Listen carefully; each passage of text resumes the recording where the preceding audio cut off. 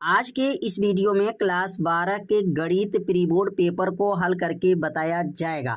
2026 में जो pre board का पेपर हुआ है, पेपर का कोड 324 BBV के सभी प्रश्नों को हल करके आज के इस वीडियो में बताया जाएगा और आप सभी लोग इस वीडियो को एक बार पूरा जरूर देखिए। इसमें कौन कौन से प्रश्न पूछे गए थे, सभी प्रश्नों को जो है हल करके जो है बताया जाएगा। तो यहाँ पर जो पहला क्वेश्चन आया हुआ था कि यदि किसी समतल में स्थित समस्त रेखाएं आपस में एक दूसरे पर लंबवत हैं तो ऐसी रेखाओं का संबंध होगा। यहाँ पर 4 ऑप्शन दिया गया है, स्वतुल्य होगा, सममित होगा, संक्रामक होगा, तुल्यता होगा। तो यहाँ पर शब्द को समझना है कि इसमें क्या शब्द लिखा गया है। समस्त रेखाएं क्या बताया गया, समस्त रेखाएं आपस में एक दूसरे के क्या है, लंबवत है। तो किसी समतल पर, मतलब यहाँ पर अगर एक समतल मान लेते हैं और ये समतल पर एक जो है सीधी रेखा ऐसे आ रहा है, लंबवत आ रहा है, तो यहाँ पर कितने अंश का कोण बन रहा है, 90 अंश का कोण बन रहा है। यहाँ पर कितने अंश का कोण बना है, 90 अंश का। अगर इस रेखा का नाम यल रख दिया जाए और इस रेखा का नाम यम रख दिया जाए तो यम जो है यल पर कितने अंश का कोण बना रहा है, 90 अंश का कोण बना रहा है। और यल जो है, ध्यान देंगे, यल जो है यम वाला समतल पर देख रहा है। अगर यम वाला रेखा को समतल मान ले तब ये कितने अंश का कोण बना रहा है, 90 अंश का कोण बना रहा है। मतलब यम यल पे बना रहा है और यल किस पे बना रहा है, यम पे बना रहा है। तो आप लोग नियम पढ़े होंगे कि अगर जो है जो सममित का नियम क्या होता है, अगर ए है तो बी चाहिए और बी है तो ए चाहिए। ये किनका नियम है, तो सममित का नियम है। स्वतुल्य का मतलब क्या होता है, स्वयं का। अब स्वयं का अगर 90 अंश बनेगा, देखिए यहाँ पर यल खुद का 90 अंश का कोण बना पाएगा, तो यह स्वयं का जो है 90 अंश का कोण नहीं बन पाएगा। स्वयं का जो है 180 अंश का कोण बनेगा क्योंकि सीधी रेखा होगा। तो यहाँ पर स्वतुल्य का मतलब, सममित का मतलब होता है एक दूसरे का उल्टा। तो ए बी बी ए, तो यहाँ पे क्या है, यम यल के साथ बना रहा है 90 अंश का कोण और यल किसके साथ बना रहा है, यम के साथ बना रहा है। इसका मतलब यहाँ पर क्या होगा, यहाँ पर आंसर हो जाएगा सममित हो जाएगा, क्योंकि यल वाला यम पर 90 अंश का कोण बना रहा है और यम वाला यल पर जो है 90 अंश का कोण बना रहा है। इसलिए इसमें ऑप्शन जो है दूसरा वाला ऑप्शन क्या हो जाएगा, इसमें सही हो जाएगा। तो समझ में आ गया होगा। सममित का मतलब ए कामा बी, तो बी कामा एक दूसरे का विपरीत तो होना चाहिए, सममित में होता है। और स्वतुल्य में स्वयं का मतलब दोनों का मान बराबर होना चाहिए। मतलब यल और यम दोनों पर जो है जो कोण, जैसे मान लीजिए यहाँ पर यल है तो यल स्वयं का 90 अंश का कोण नहीं बनेगा क्योंकि यह सीधी रेखा पे 180 बन रहा है। तो इसलिए जो है यहाँ पर क्या आंसर हो जाएगा, सममित हो जाएगा। तो उम्मीद करते हैं ये प्रश्न आप लोग समझ गए होंगे। अब अगला जो प्रश्न दिया गया है कि यदि ए आव्यूह यम गुणे यन है, यदि आव्यूह की जो कोटि बना हुआ है यम गुणे यन है, पक्त की संख्या और स्तंभ की संख्या यहाँ पर दिया गया है। अगर आव्यूह 2a की कोटि होगी, अब 2a की कोटि क्या होगी, अगर इस प्रश्न में कहा गया है कि a का जो कोटि क्या है, यम गुणे यन है, मतलब पक्त की संख्या और स्तंभ की संख्या का गुणनफल यहाँ पे दिया गया है। अगर 2a कर दिया जाएगा तभी उतना ही रहेगा, ठीक ना, क्योंकि इसमें पक्ति और स्तंभ की संख्या नहीं बदलेगा, केवल इसमें 2 गुना, अंक का 2 गुना हो जाएगा,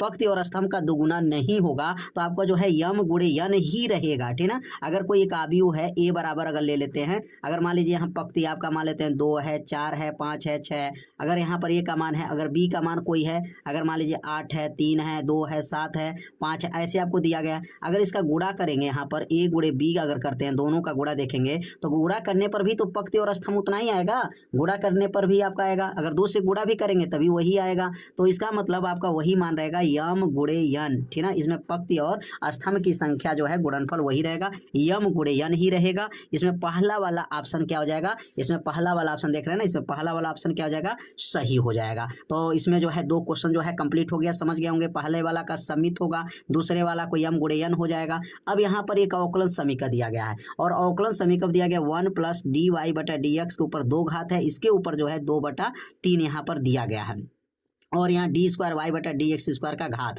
यहाँ घात पूछा जा रहा है। ध्यान दीजिए, यहाँ पर घात जब पूछा जाएगा तो यहाँ पर अगर कोटि पूछा जाता तो ये तो यहाँ पर 2 कोटि हो जाता है, क्योंकि यहाँ पर 2 बार अवकलन हुआ है, 2 कोटि वाला अवकलन हुआ है। लेकिन यहाँ पर घात जब पूछा जाएगा तो यहाँ का 2/3 है, तो बट्टा में 3 है, तो इस बट्टा को 3 को हटाना पड़ेगा, तभी जा करके पता चलेगा कि मतलब हमारा घात जो है क्या बनेगा। तो क्वेश्चन में क्या दिया गया था, क्वेश्चन यहाँ में दिया गया है कि 1 है प्लस है और क्या दिया गया था यहाँ पर dy/dx का जो है dy/dx का यहाँ पर होल स्क्वायर दिया गया है और इसके ऊपर जो पावर दिया गया है यहाँ पर 2/2/3 दिया गया है और यहाँ पे जो दिया गया है डी स्क्वायर वाई बटा डी एक्स का स्क्वायर दिया गया और इसमें घात की गणना करना है। तो पहले इस बटा 3 को हटाना पड़ेगा। तो बटा 3 को हटाने के लिए क्या करना पड़ेगा, दोनों पक्षों में जो है ना, दोनों पक्षों में जो है घन कर दीजिए। दोनों पक्षों में घन करेंगे, घन का मतलब होता है 3 घात, क्योंकि 3 घात करेंगे तभी वो 3 घात हटेगा, बटा वाला 3, ठीक है ना। घन करने पर अब घन करेंगे दोनों पक्षों में, जब घन किया जाएगा तो क्या बनेगा, यहाँ पर 1 प्लस हो जाएगा और डी वाई बटा डी एक्स का यहाँ पर स्क्वायर है तो ये तो स्क्वायर रहेगा ही, और यहाँ पर जब घन करेंगे यहाँ पर तो 2/3 था और घन करेंगे तो यहाँ 3 से गुणा जाएगा, क्योंकि घात के ऊपर जब घात होगा ना तो गुणा हो जाता है। और इधर भी घन करेंगे तो डी स्क्वायर वाई बटा डी एक्स का जो है स्क्वायर के ऊपर कितना घात हो जाएगा, 3 घात हो जाएगा। अब ये 3 से 3 खत्म हो गया, इधर का बटा खत्म। जब तक इधर का बटा खत्म नहीं होगा ना तब तक आप घात नहीं बता पाएंगे। तो अब क्या हो जाएगा यहाँ पर, अब घात बताने के लिए क्या करना पड़ेगा, अब अगला लाइन क्या बनेगा, 1 प्लस डी वाई बटा डी एक्स का क्या था, स्क्वायर है तो स्क्वायर कर देंगे, कोष्टक बंद हो जाएगा। और यहाँ से 3 से 3 खत्म, क्या बचेगा, 2 बचेगा। और यहाँ पे क्या लिखेंगे, डी स्क्वायर वाई बटा डी एक्स का स्क्वायर के ऊपर कितना घात दिया है तो लिखेंगे 3 घात है। अब यहाँ देखिए बटा खत्म हो गया। अब बटा जब खत्म हो गया ना तो कोटि पर ध्यान दीजिएगा, जो कोटि के ऊपर जो पावर रहता है ना वही घात होता है। तो ये देख रहे द्वितीय कोटि है और द्वितीय कोटि पे पावर क्या दिया है, 3 है। इसका मतलब इसमें घात क्या बनेगा, कहेंगे घात इसमें 3 बनेगा। घात क्या बनेगा, 3 बनेगा। इसमें ऑप्शन चेक कर लेंगे कि घात इसमें 3 है क्या, देखेंगे हाँ दूसरा वाला ऑप्शन जो है देख रहे हैं, दूसरा वाला ऑप्शन इसमें घात 3 हो जाएगा, ठीक है। तो उम्मीद करते हैं ये प्रश्न भी आप लोगों को अच्छे से समझ में आ गया होगा। तो अब सीखेंगे अगला जो प्रश्न क्या है। तो यहाँ पे जो प्रश्न दिया गया आई क्रॉस आई है, ध्यान दीजिएगा यहाँ पर क्रॉस है, माइनस जे इंटू जे है प्लस के इंटू के का मान बताना है, 1 2 0 -1 है। तो यहाँ पर जब क्रॉस दिया रहेगा ना तो क्रॉस का नियम अलग होता है और इंटू का नियम जो है ना अलग होता है। क्या प्रश्न में दिया गया था, यहाँ प्रश्न में दिया गया है आई क्रॉस आई है और माइनस जे इंटू जे है और प्लस जो है के इंटू के है, ये प्रश्न में दिया गया है। तो आई क्रॉस आई का मान 0 होता है, याद रखिएगा आई क्रॉस आई का मान क्या है, 0। और जे इंटू जे का मान जो है +1 होता है और के इंटू के का मान 1 होता है। 1 में से 1 ये तो खत्म हो जाएगा, कट गया, बचेगा 0। कितना आसान है, लेकिन जानेंगे नियम तब। यह आई क्रॉस आई का मान क्या होता है, 0 होता है। जे इंटू जे, के इंटू के, आई इंटू आई का मान भी 1 होता है। क्रॉस रहेगा तो 0 होता है, तो 0 हो गया, 1 हो गया, 1 से 1 भी खत्म, 0 आ गया। इसमें ऑप्शन देखेंगे कौन सही है, तो इसमें ऑप्शन जो देख रहे हैं तीसरा वाला ऑप्शन क्या है, सही हो जाएगा। तो सवाल जो बताया जा रहा है आप लोगों को अच्छे से समझ में आ रहा होगा। तो अब जो है आप सभी लोग पहले वीडियो को लाइक कर दीजिए और चैनल पे यदि आप पहली बार आए होंगे ना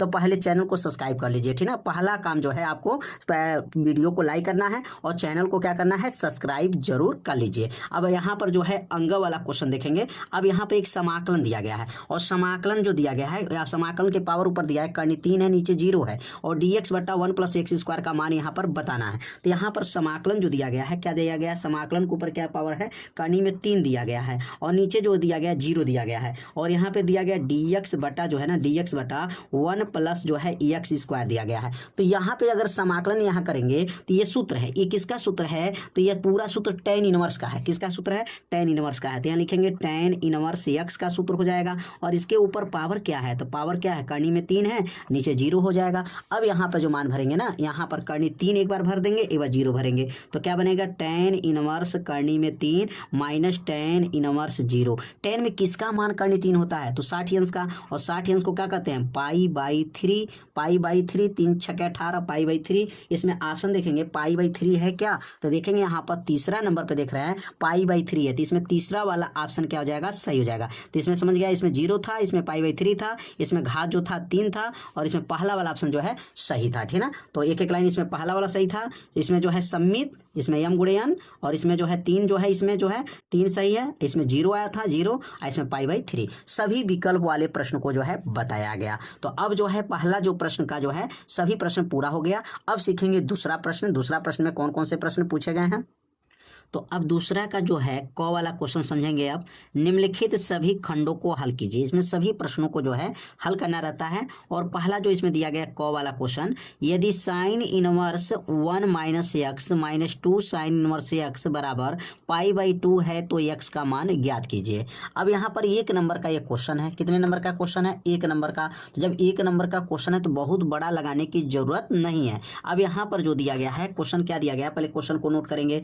क्वेश्चन था था यहाँ पर साइन इनवर्स था, और क्या था यहाँ पर कोष्टक में 1 माइनस एक्स था, -2 था, और साइन इनवर्स जो है ना, साइन इनवर्स जो है यहाँ पर एक्स था, और किसके बराबर था, तो π/2 के बराबर था। अब यहाँ पर एक्स का मान क्या रख दिया जाए कि ये π/2 बन जाए। π/2 अगर बन जाएगा तो एक्स का मान निकल गया। तो अगर यहाँ एक्स का मान 0 रख दें, एक्स बराबर क्या 0 रख करके चेक करें क्या यह π/2 के बराबर आ रहा है। तो अगर एक्स बराबर जो है 0 जब रखेंगे तो क्या बनेगा यहाँ पर sine inverse 1 minus 0 -2 sine inverse और हो जाएगा यहाँ पर 0। अब साइन इनवर्स हो जाएगा, यहाँ पर साइन इनवर्स हो गया। 1 किसका मान है, तो 1 जो है आप जानते हैं 90 अंश का मान है, और यहाँ का हो जाएगा साइन, यहाँ पर साइन इनवर्स 0।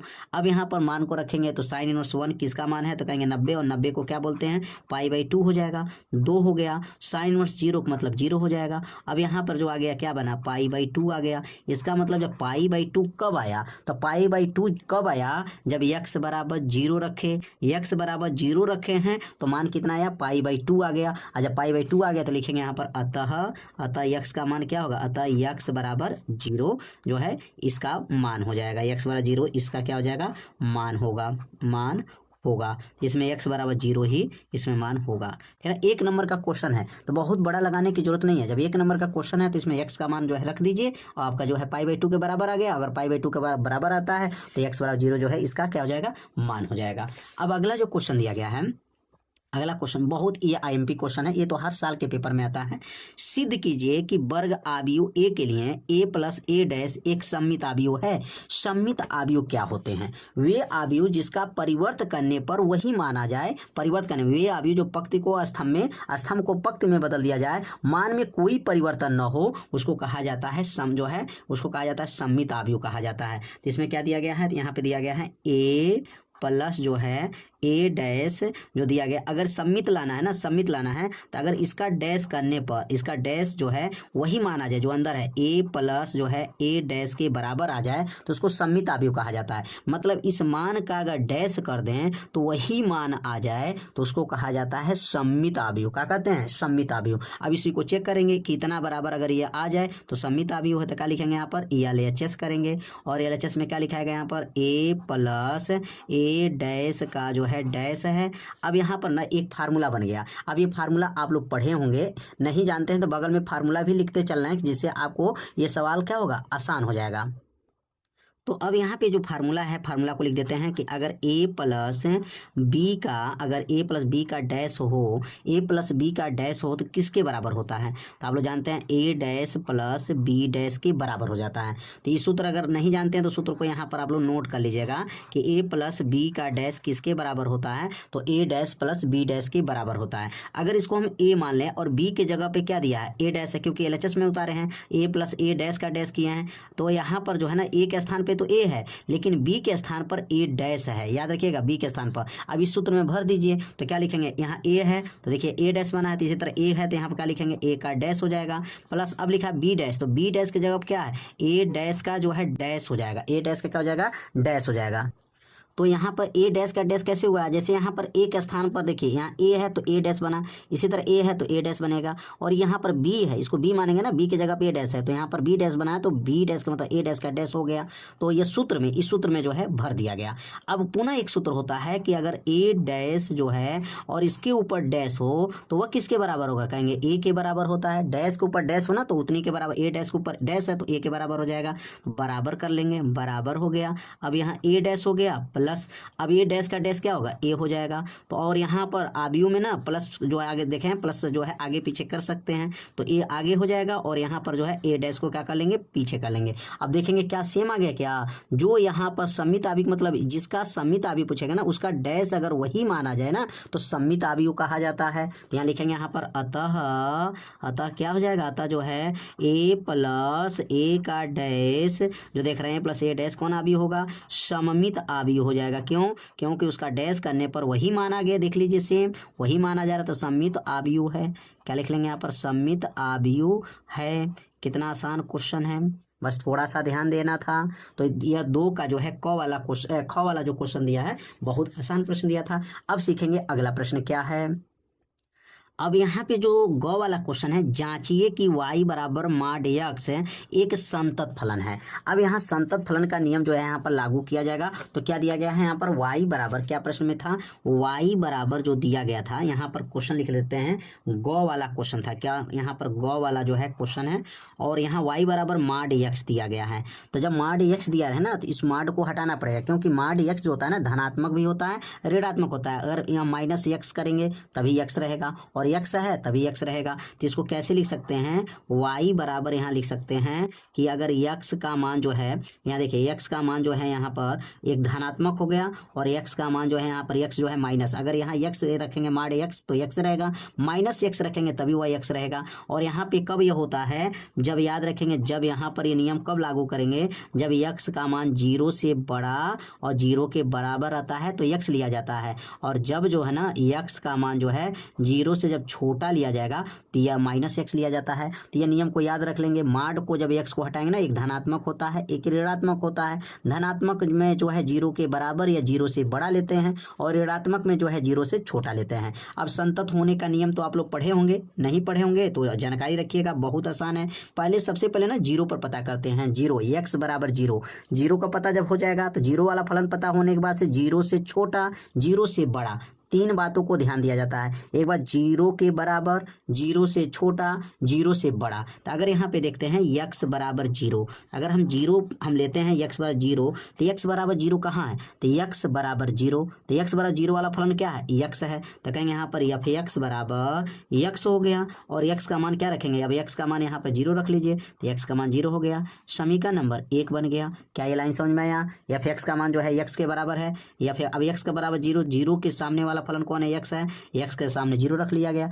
अब यहाँ लिखेंगे यहाँ पर जो है यहाँ पर यल एच एल, ठीक ना, एच एल मतलब लेफ्ट हैंड लिमिट इसको बोला जाता है। लेफ्ट हैंड लिमिट लिखेंगे, यहाँ पर लिमिट हो जाएगा, टेस्ट 2 हो जाएगा, 0 के ऊपर माइनस, इसका मतलब होता है 0 से छोटा। अब 0 से छोटा वाला फलन एफ एक्स लेना है, तो 0 से छोटा, तो 0 से छोटा वाला सामने क्या है, माइनस एक्स है। तो आगे अगला स्टेप क्या बनेगा, यहाँ पर देखेंगे आपका लिमिट हो जाएगा, लिमिट एक्स टेस्ट 2 हो गया, 0 से छोटा, एफ एक्स का मान तो 0 से छोटा क्या है, माइनस एक्स है, तो माइनस एक्स रख देंगे। अब 0 एक्स की जगह 0 भर दीजिए, अब एक्स की जगह 0 भरेंगे तो क्या बनेगा यहाँ पर -0, और -0 का मान 0 हो गया। समीकरण नंबर क्या देख रहे हैं, 2, समीकरण 2 आ गया।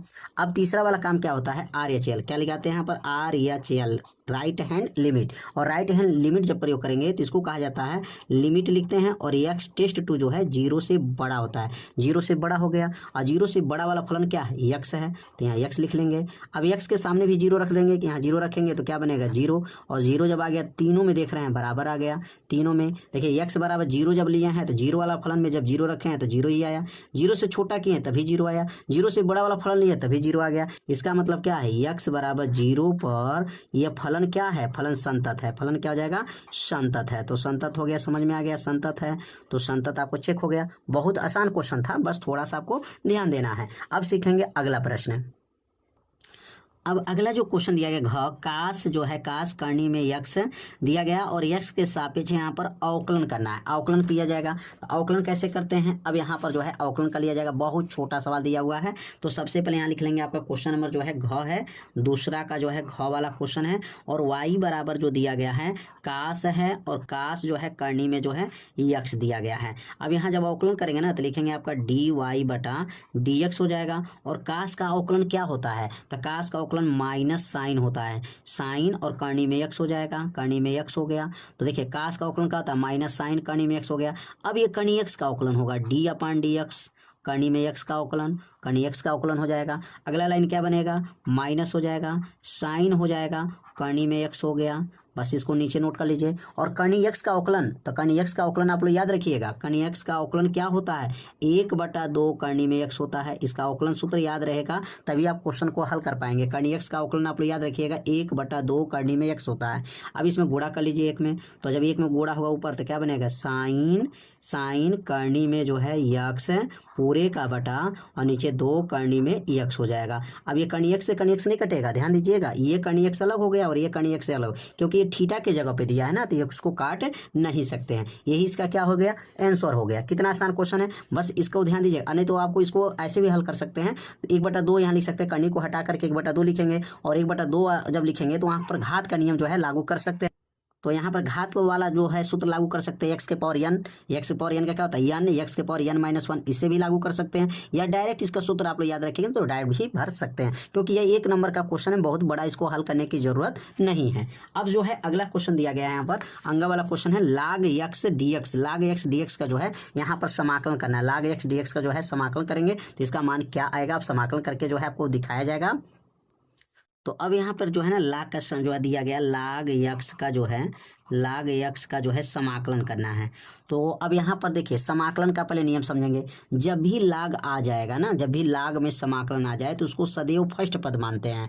यहाँ पर इसको सदैव फर्स्ट मानेंगे। अब सेकंड पद के लिए 1 से गुणा करना पड़ता है, तो क्या लिखेंगे यहाँ पर, लाग यक्स उतर जाएगा और यहाँ पर जो है ना 1 से गुणा कर लेंगे और ये बन जाएगा dx हो जाएगा। अब ये बन गया फर्स्ट सेकंड, ठीक है। यहाँ पर बनेगा पहला पद और इसको कहेंगे दूसरा पद। पहला और दूसरा पद के नियम पर इसको तोड़ देंगे। तो पहला और दूसरा के नियम पे क्या होता है, नियम क्या पढ़े होंगे कि पहला पद पहले नोट करते हैं लाग एक्स, दूसरे का समाकलन करते हैं, दूसरे का समाकलन माइनस पहले का अवकलन होगा डी अपान डी एक्स, यहाँ पर लाग एक्स का अवकलन हो जाएगा, फिर दूसरे का समाकलन हो जाएगा और तब जाकर के का समाकलन, लास्ट में जो है बड़ा वाला समाकलन करना है। तो पहला दूसरे का समाकलन, पहले का अवकलन, दूसरे का समाकलन, का समाकलन, ऐसे पढ़ा जाता है, ठीक ना। अब यहाँ मान को रखेंगे तो बराबर करते चले आएंगे। अब क्या बनेगा यहाँ पर, लाग एक्स उतर जाएगा, लाग एक्स 1 का समाकलन, तो 1 का समाकलन एक्स होता है, क्या होता है एक्स हो जाएगा, माइनस यहाँ लाग का अवकलन, तो लाग का अवकलन 1/x हो जाएगा और 1 का समाकलन, तो 1 का समाकलन x हो जाएगा। जब नियम आपको तैयार रहेगा ना तभी सवाल को लगा सकते हैं, क्वेश्चन को हल कर सकते हैं। पहले नियम और सूत्र जो दिया गया सूत्र को पहले याद कर लीजिए, ठीक ना। यहाँ पर जो है 1 का समाकलन x होता है, लाग का 1/x अवकलन है, 1 का x हो जाएगा। अब ये तो x से x कट जाएगा क्योंकि दोनों से जो है यहाँ पर अंश और हर में दिया है, तो x कट गया और x को आगे कर सकते हैं। तो क्या बनेगा यहाँ पर, x हो जाएगा, लाग x हो जाएगा, माइनस हो गया, बचेगा यहाँ पर 1 और बचेगा dx हो जाएगा। अब यहाँ पे क्या हो जाएगा, पुनः अब 1 का समाकलन करेंगे तो क्या बनेगा, x हो जाएगा, लाग x हो जाएगा और x का क्या बनेगा, 1 का क्या बनेगा, x हो जाएगा और प्लस c हो जाएगा। अब चाहे तो इसमें से x कॉमन भी ले सकते हैं, ठीक ना। अब x चाहे इसमें से कॉमन ले सकते हैं और नहीं लेंगे तभी आपका क्या हो गया, आंसर आ गया। तो यह क्वेश्चन कितना आसान था, इसमें 1 से गुणा करके फर्स्ट सेकंड बना लीजिए और फर्स्ट सेकंड भी इसको तोड़ दीजिए और तोड़ करके जो है समाकलन कर लीजिए। तो यह जो है इसमें जो है अंग तक क्वेश्चन जो है, इसमें अंग वाला जो क्वेश्चन जो है पूरा फाइनल हो गया। अब यहाँ पर 3 का में आएंगे, 3 वाला में क्वेश्चन में क्या दिया गया है, 3 का अब यहाँ समाकलन दिया गया, बहुत आसान क्वेश्चन दिया गया, बस थोड़ा सा ध्यान देना है। समाकलन करना है e⁻2x है माइनस e⁻−2x है, e⁻2x है प्लस e⁻−2x है, dx का जो है समाकलन करेंगे, इसका समाकलन करना है। अब इसको समाकलन करके जो है आपको दिखाया जाएगा। तो एक एक लाइन को समझिए। तो आप सभी लोग पहले वीडियो को लाइक किए कि नहीं किए, पहले वीडियो को लाइक कर दीजिए और चैनल पर जो पहली बार आए होंगे तो पहले सबसे पहला काम है आप लोग चैनल को सब्सक्राइब जरूर कर लीजिए, ठीक ना। वीडियो को लाइक कर दीजिए, वीडियो बनाने में बहुत मेहनत लगता है, तो आप लोगों से बस एक ही रिक्वेस्ट है, वीडियो को लाइक करें और चैनल पर पहली बार आए होंगे तो चैनल को सब्सक्राइब जरूर कर लीजिए, ठीक ना। अब 3 का क वाला क्वेश्चन को समझेंगे कि 3 का क वाला क्वेश्चन को कैसे हल किया जाएगा। तो यहाँ पर जो है तीसरा का जो है क वाला क्वेश्चन को आप समझेंगे।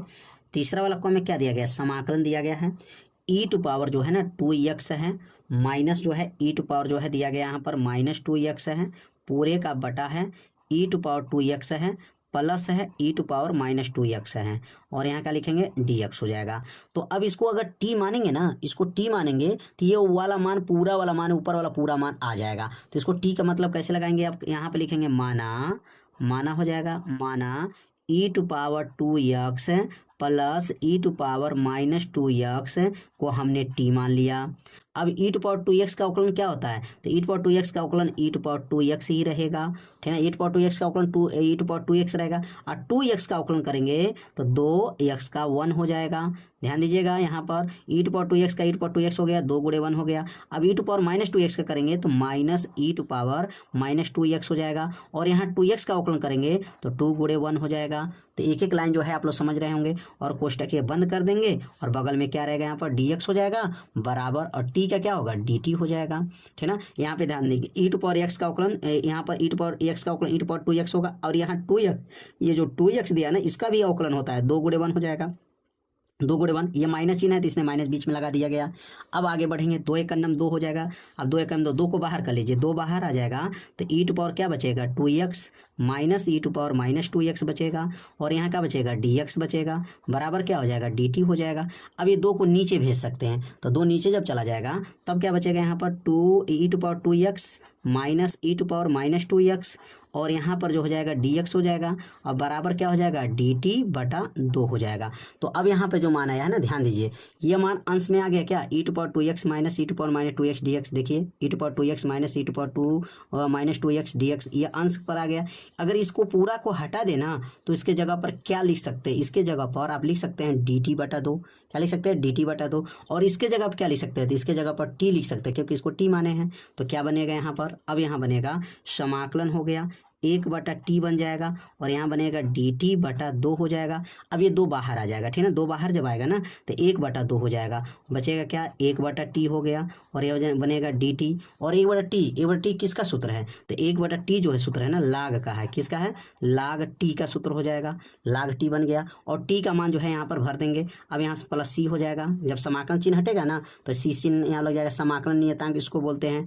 1 बटा 2 उतर जाएगा, लॉग उतर जाएगा, और टी का मान जो माना गया ना, टी का मान क्या माना गया था e to power 2x plus e to power minus 2x, इसके जगह पे रख देंगे तो क्या बनेगा ई टू पावर जो है 2, यहाँ पे लिखेंगे ई टू पावर जो है 2x और प्लस जो है ई टू पावर माइनस 2x, इसके जगह पर किसके जगह पर टी के जगह पर जो है मान को रखा जाएगा, और प्लस क्या हो जाएगा सी हो जाएगा, और यही क्या बनेगा इसका आंसर हो जाएगा। कितना आसान क्वेश्चन है, बस थोड़ा सा आपको ध्यान देना है।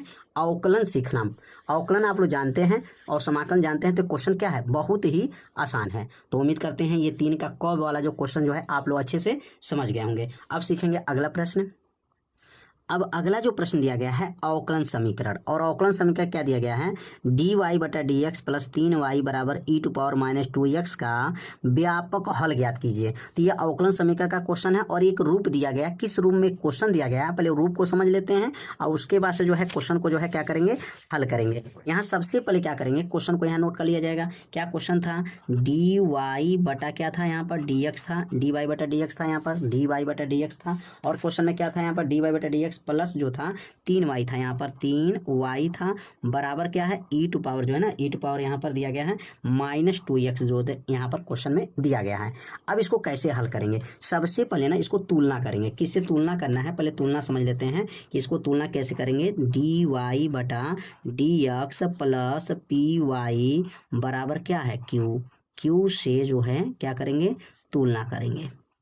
अब तुलना जब कर लेंगे ना इसमें, तो इसमें पता कर लेंगे p का मान क्या है, q का मान क्या है, और उसके बाद से क्वेश्चन जो है हल करेंगे। तो देखिए dy बटा dx मिल गया, y मिल गया, p के सामने क्या है, तो आप कहेंगे p के सामने केवल 3 है, और q के सामने क्या है, तो कहेंगे q के सामने ई टू पावर माइनस 2x है।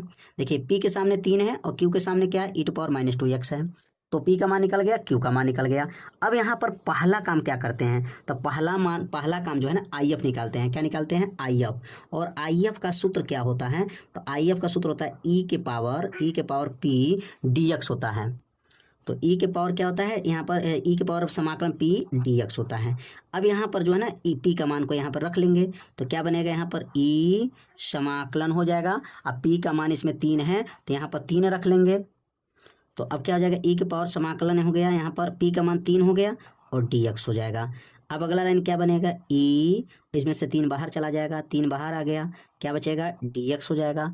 अब dx का समाकलन क्या होता है, तो dx का समाकलन e उतर जाएगा 3 और dx का समाकलन x होता है। तो समझिए इसमें किसका मान निकल गया, समीकरण नंबर 1 निकल गया, IF का मान निकल गया। जब IF निकल जाता है ना तो उसके बाद से एक सूत्र लागू करते हैं, और वो सूत्र क्या होता है, तो यहाँ सूत्र लिख देते हैं। पहले सूत्र को पहले आप लोग याद रखिएगा, सूत्र होता है y गुणे IF होता है, y गुणे IF बराबर जो होता है यहाँ पर समाकलन, यहाँ q गुणे होता है, q गुणे IF इंटू dx होता है, और प्लस जो है c होता है।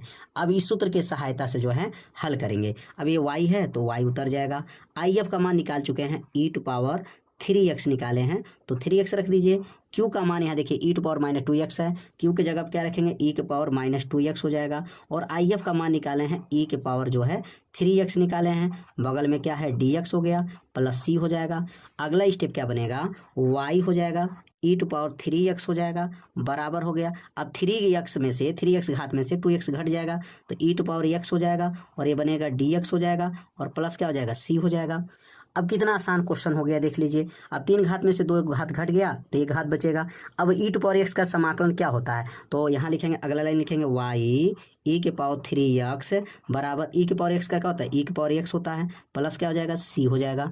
यही इसका क्या हो गया आंसर हो गया। या इसको नीचे भेज सकते हैं, इसके नीचे इसको भेज सकते हैं, इसको नीचे इसके भेज सकते हैं, नीचे भी भेजा जा सकता है और नहीं भेजा जा सकता है। इतना ही इसका क्या हो जाएगा आंसर हो जाएगा। कितना आसान क्वेश्चन था, ठीक ना। बहुत बढ़िया क्वेश्चन बनाया गया है और बढ़िया क्वेश्चन जो है बोर्ड में पूछा गया है। अब सीखेंगे अगला प्रश्न। अब अगला प्रश्न के बारे में समझेंगे। अब अगला जो प्रश्न दिया गया है गौ वाला, यदि दो सदिश वेक्टर ए तथा वेक्टर बी इस प्रकार है, वेक्टर ए का मापांक 2 दिया गया है, वेक्टर बी का मापांक 3 दिया गया है, vector A into vector B का मान 4 है, तो मापांक vector A minus vector B का मान ज्ञात कीजिए। तो यहाँ पर मान कितना दिया गया 1 मान 2 मान 3 मान पहले दिया गया है। पहले 3 मान को हम लोग समझ लेते हैं कि 3 मान इसमें कौन कौन मान दिया गया है। तो यहाँ पर मान दिया गया, सबसे पहला यहाँ मान को नोट करेंगे कि इसमें पहला जो मान दिया गया है वेक्टर ए का जो है मापांक दिया गया है। तो लिखेंगे यहाँ पर वेक्टर ए का मापांक, और वेक्टर ए का मापांक क्या है 2 दिया गया है। और वेक्टर बी का मापांक क्या दिया गया है, तो वेक्टर बी का जो मापांक दिया गया है 3 दिया गया है। और vector A into vector B का मान जो देखेंगे तो vector A into vector B का मान जो है 4 दिया गया है। यहाँ पर जो है देख रहे हैं 3 मान जो है आपको प्रश्न में दिया गया है। तो 3 मान को क्या किया यहाँ पर नोट कर लिए हैं। तीनों मान जो है आप लोग समझ गए होंगे कि वेक्टर ए का मापांक 2 है और वेक्टर बी का मापांक 3 है। Vector A into vector B का मान जो है यहाँ पर 4 दिया गया है। अब यहाँ पर जिस जो है यहाँ पर जो मान निकालना है, किसका मान निकालना है, तो यहाँ पर vector A minus vector B का मापांक का मान पूछा जा रहा है, ठीक ना। और प्रश्न नंबर यहाँ पे डाल सकते हैं, या प्रश्न नंबर जो है ग है 3 का जो है गौ वाला क्वेश्चन है यहाँ पर चल रहा है। 3 का गौ का क्वेश्चन, माड ए का मान जो है 2 है, अब माड बी का मान 3 है, इंटू जो है vector A into vector B बराबर 4 है। अब इसका मान पूछ रहा है, तो इसका मान निकालने के लिए पहले जो है यहाँ पर एक नियम याद करेंगे, ए माइनस बी का होल स्क्वायर। तो ए माइनस बी का होल स्क्वायर आप लोग जानते होंगे, ए माइनस बी का होल स्क्वायर क्या होता है। तो यहाँ लिखेंगे ए माइनस बी का होल स्क्वायर जो होता है, या पढ़े होंगे यहाँ पर ए माइनस बी का अगर होल स्क्वायर करते हैं, यहाँ पर होल स्क्वायर अगर किया जाए तो क्या बनेगा। तो यहाँ पर ए माइनस बी का अगर होल स्क्वायर करेंगे तो यहाँ पर बनेगा वेक्टर ए का वर्ग हो जाएगा, ए का वर्ग माइनस 2 यहाँ पर vector A into vector B, और माइनस जो है यहाँ पर हो जाएगा यहाँ पर प्लस वेक्टर बी का मापांक का वर्ग। तो ए माइनस बी का वर्ग देखिए, जब भी वर्ग करते हैं ना वेक्टर में याद रखिएगा ए का वर्ग माइनस 2 ए बी बी का वर्ग। जब वर्ग करेंगे ना तो यहाँ पर माड लगा दिया जाता है, याद रखिएगा। वर्ग जब भी किया जाएगा ना तो माड लगाते हैं।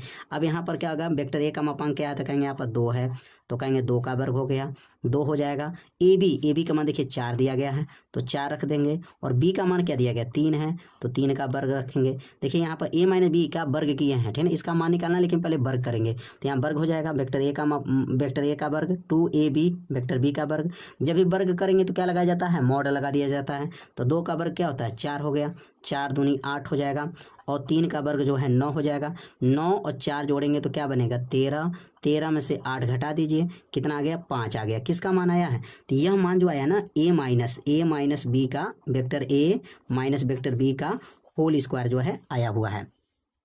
लेकिन यहाँ पर जो है होल स्क्वायर नहीं चाहिए, क्योंकि हमको माड में चाहिए। तो अब इसको ऐसे भी लिख सकते हैं, मॉड में यहाँ लिख सकते हैं vector A minus vector B का वर्ग लिख सकते हैं, क्योंकि वर्ग जब भी रहता है ना वो मॉड में रहता है। इसको मॉड में कर लेंगे और बचेगा 5, वर्ग इसके ऊपर जाएगा ना, तो यहाँ vector A minus vector B का यहाँ वर्ग जब इसके ऊपर जाएगा कर्णी में 5 हो जाएगा, और कर्णी 5 जब बाहर आएगा तो कर्णी 5 ही रहेगा, क्योंकि कर्णी 5 बाहर निकल ही नहीं पाएगा, क्योंकि इसका वर्गमूल नहीं बनता है। कर्णी 5 का जो है कर्णी 5 ही लिखेंगे, 25 रहता तो ना 5 हो जाता, लेकिन आपका यही क्या हो जाएगा, इसका आंसर हो जाएगा, ठीक ना। यहाँ ध्यान दीजिए, ठीक ना। यहाँ पर जो है जब भी वर्ग है तो यहाँ वर्ग के साथ क्या लगा हुआ, मॉड लगा हुआ है। जैसे यहाँ देखिए ए का वर्ग minus 2ab plus B square होता है ना, तो यहाँ वर्ग किए, यहाँ वर्ग किए तो मॉड लगा दिया गया। वर्ग में जब भी लगाते हैं ना मॉड लगा दिया जाता है, तो यहाँ पर भी वर्ग है तो इसमें मॉड लगा के वर्ग हटाएंगे, कर्णी 5 हो जाएगा, कर्णी 5 इसका क्या हो जाएगा आंसर हो जाएगा। तो अब अगला प्रश्न सीखेंगे। अगला प्रश्न क्या दिया गया है, अगला प्रश्न इसमें क्या प्रश्न दिया गया है, यहाँ पे जो मान दिया गया पी ए का मान दिया गया, पी ए का मान क्या है 7/13 है, पी बी का मान 9/13 है, पी ए सर्वनिष्ठ बी का मान 4/13 है, पी ए बटा बी का मान ज्ञात कीजिए। 2 नंबर का क्वेश्चन है, कितना आसान क्वेश्चन यह दिया हुआ है। 2 नंबर में प्रश्न पूछा गया है, तो 2 नंबर में क्वेश्चन दिया गया। तो सबसे पहले प्रश्न में क्या दिया गया है, पहले इसको नोट कर लेंगे। क्या दिया गया प्रश्न में, यहाँ पर घ वाला क्वेश्चन है और घ वाला क्वेश्चन में दिया गया पी ए, और पी ए का मान प्रश्न में क्या है, तो पी ए का मान 7/13 है। क्या है 7/13 है। पीबी का मान क्या दिया गया है, तो पीबी का मान जो दिया गया है यहाँ पर, पीबी का मान 9/13 है, 9/13 है। और पी ए सर्वनिष्ठ जो दिया गया है, पी ए सर्वनिष्ठ इसको बोलेंगे, पी ए सर्वनिष्ठ को कॉमन बोलते हैं। पी ए सर्वनिष्ठ बी का मान दिया है 4/13 दिया गया है, ठीक ना। और इसमें किसका मान पूछा गया, पी ए बटा बी का मान ज्ञात कीजिए, पी ए बटा बी का मान ज्ञात करना है। अब देखिए कितना आसान है। अब इसका सूत्र पहले बनाना सीखेंगे। नीचे देखिए बी है ना, नीचे बी है तो आप नीचे लिखेंगे पी बी, ठीक है ना, नीचे लिखेंगे पी बी हो गया। और ऊपर ए लिखा है तो आपको हो जाएगा पी ए सर्वनिष्ठ बी। कितना हो जाएगा, ए सर्वनिष्ठ, मतलब ए सर्वनिष्ठ का मतलब होता है कॉमन, दोनों में कॉमन होगा। तो देखिए नीचे बी है तो नीचे बी लिखना है, ऊपर दोनों का कॉमन। अब बताइए दोनों का मान दिया है कि नहीं दिया है प्रश्न में, कितना आसान क्वेश्चन है। अब यहाँ पर पी ए सर्वनिष्ठ बी का मान क्या है 4/13 है, तो लिखेंगे 4/13 हो गया। और बटा पी बी का मान क्या है 9/13, 9/13 हो जाएगा। कितना आसान क्वेश्चन बताइए। अब 13 से 13 जो है कट गया, क्या बचेगा 4/9, और 4/9 इसका क्या हो गया, आंसर हो गया। कितना आसान क्वेश्चन दिया गया था। तो 4/9 जो है इसमें मान आगे, यही इसका क्या बना, आंसर हो गया। तो इसमें जो है प्रश्न नंबर जो है 3 का जो है सभी प्रश्न को हल कर दिया गया। प्रश्न नंबर 1, प्रश्न नंबर 2, प्रश्न नंबर 3, सभी प्रश्नों को जो है इस वीडियो में जो है हल करके बताया गया। अब हम लोग जो है ना प्रश्न नंबर 4 से लेकर के आगे के सभी प्रश्नों को जो है ना अगले भाग के वीडियो में बताया जाएगा। और अगले भाग का अगर आपको वीडियो देखना होगा ना, तो आप सभी लोग एक बार डिस्क्रिप्शन बॉक्स को चेक कीजिएगा, इसी भाग के वीडियो को पहले चेक कर लीजिएगा। और चेक करेंगे ना तो वहाँ पर उस वीडियो जो है इसका भाग का, दूसरे भाग का वीडियो वहाँ पर मिल जाएगा, और वहाँ से जा करके वीडियो को देख लीजिएगा और बढ़िया से इसको क्या करेंगे, तैयार कर लीजिएगा, क्योंकि 2026 का जो एग्जाम होगा ना, इसी में से प्रश्न जो है पूछे जाएंगे। तो आज का वीडियो जो है इतना ही रहेगा, मिलते हैं अब अगले भाग में। तब तक के लिए जय हिंद, जय भारत।